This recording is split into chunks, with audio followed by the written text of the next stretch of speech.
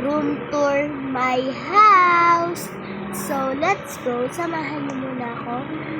Ito nga pala ang aking mini house. So, nabuksan ko siya. So, ito nga pala yung food ko. At ito naman ang aking lutuan. Ito. Tapos, ito naman yung mga snacks ko. And, ito ay electric fan ko. Yan. Hihiga ako, guys.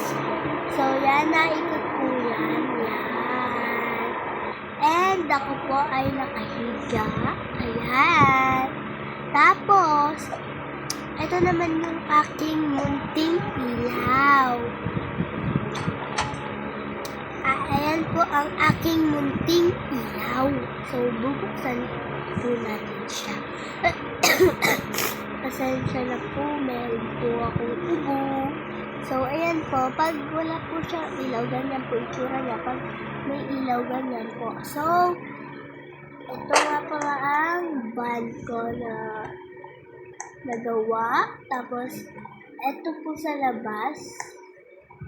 Maganda yan po. Pag ginawa niyo po ito, magagandahan po din ng mga kapatid niyo, best friend, at kung sino-sino. So, ayan ang camper van ng Franz Brian. So, yun lang. Bye! Thank you for watching!